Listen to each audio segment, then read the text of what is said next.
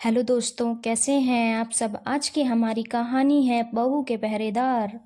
चटाक जैसे ही वह थप्पड़ रोशनी के गाल पर आकर लगा, रोशनी के हाथ में जो शरबत की ट्रे थी वो दूर जाकर गिरी। ट्रे में रखी सभी ग्लास के टुकड़े टुकड़े हो चुके थे। हर तरफ फर्श पर टूटे हुए ग्लास के टुकड़े बिखरे हुए थे और रोशनी फर्श पर एक तरफ गिरी पड़ी थी। कुछ होश नहीं था। कुछ पल के लिए रोशनी का दिमाग सुन्न हो चुका था। शायद थप्पड़ बहुत जोर से पड़ा था या फिर रोशनी उस थप्पड़ के लिए तैयार नहीं थी। उस थप्पड़ की गूंज से पूरे हॉल में शांति हो गई। किसी के मुंह से भी एक लफ्ज न फूटा। मम्मी जी के चेहरे पर कुटिल मुस्कान आ गई, जैसे ही यह थप्पड़ मारकर उनके बेटे ने कोई किला या गढ़ जीत लिया हो। मम्मी जी की सारी सहेलियां जो उस किटी पार्टी में मौजूद थी, हैरानी से कभी मम्मी जी को, तो कभी उनके बेटे राजन को, तो कभी उनकी बहू रोशनी को देख रही थी, पर किसी ने भी आगे बढ़कर रोशनी को उठाने की कोशिश नहीं की। जब थोड़ा दिमाग सही हुआ और धीरे धीरे वह अपने होश में आने लगी तो खुद ही खड़ी हो गई। देखा तो धीरे धीरे मम्मी जी की सहेलियां नदारद हो चुकी थी। क्यों कोई दूसरे के घर के पचड़े में टांग अड़ाए, यही सोचकर सब वहां से निकल गई। जैसे ही खड़ी हुई वैसे ही राजन चिल्लाते हुए बोले, घर के बाहर किससे पूछ कर गई थी? बहुत ज्यादा मौज मस्ती करने का शौक चढ़ा है तुझे। इज्जत से रहना इस घर में, वरना शौक उतारने अच्छे से आते हैं मुझे। सच कहूं तो सिर अभी भी घूम रहा था, इसीलिए कुछ कह नहीं पाई।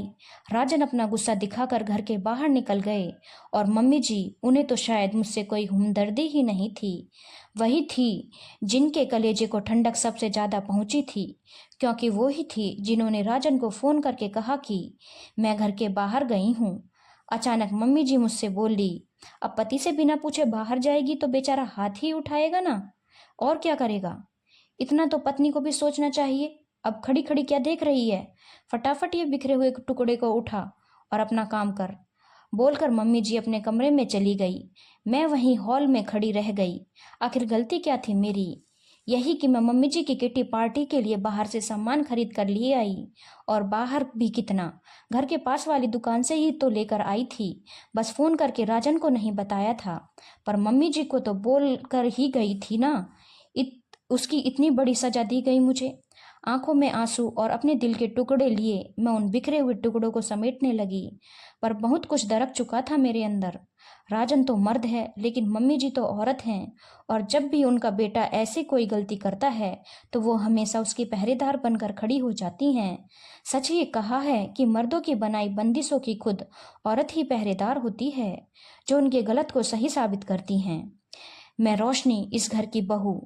मेरी शादी राजन के साथ 7 महीने पहले हुई थी। मैं एक वर्किंग वुमन हूँ, दुनिया की नज़रों में आत्मनिर्भर हूँ, जो सुबह बन ठन कर अपने जॉब पर जाती है और शाम को घर आकर आराम करती है और अपना पैसा अपने तरीके से खर्च करती है। घर में नौकर चाकर हैं तो मुझे कुछ नहीं करना पड़ता। अगर आस पड़ोस की औरतों की माने तो मुझ पर कोई रोक टोक नहीं है, पर सच्चाई बहुत अलग है। मेरे ससुराल में मेरी सास की नज़रों में मेरी कोई औकात नहीं है, क्योंकि वो मेरी पहरेदार बनी बैठी हैं। वह मेरे पल पल की पूरी रिपोर्ट मेरे पति को अपने तरीके से देती हैं, और उनका बेटा, वो अपनी माँ की नज़रों से अपनी पत्नी को देखता है। इसीलिए उसे मुझ पर हाथ उठाने में भी गुरेज नहीं है। मैं अकेली कहीं आ जा भी नहीं सकती। अगर मुझे थोड़ा सा भी ऑफिस में आने में लेट हो जाए तो मेरा पति वहीं पहुंच जाता है, और ऑफिस के बाहर जब मैं निकल कर आती हूँ तो वहीं लोगों के सामने मेरी इज्जत का फालूदा कर चुका होता है। जब शुरू शुरू में मैंने इसके लिए ऑब्जेक्शन उठाया, तब भी राजन ने मुझ पर हाथ उठाया था, जिसके बाद मैं अपने मायके चली गई थी। पर वारी मेरी किस्मत, मेरे माता पिता मेरे ससुराल वालों के पक्ष में ही बोले, मेरे नहीं। इसीलिए मुझे वापस लौटना पड़ा। बस फिर क्या था, उसके बाद तो इन लोगों की हिम्मत ही बढ़ गई।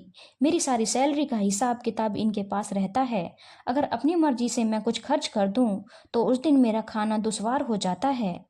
अभी तक राजन मुझ पर कई बार हाथ उठा चुका है, पर हर बार घर में या तो कमरे में या मम्मी जी के सामने, पर आज इतनी औरतों के सामने मुझ पर हाथ उठा गया।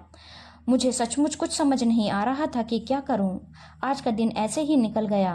दूसरे दिन उठकर मैं तैयार होकर अपने ऑफिस के लिए निकल रही थी कि पड़ोस में 2-3 आंटियां खड़ी होकर मेरी तरफ देख रही थी। एक ने तो टोक ही दिया, बेटा इतनी पढ़ी लिखी हो, क्यों अपने पति को परेशान करती हो कि उसे तुम पर हाथ उठाना पड़े। सुनकर बड़ा अजीब लगा, पर क्या कह सकते हैं, मेरा पति मुझ पर हाथ उठाकर भी बेचारा बन चुका था।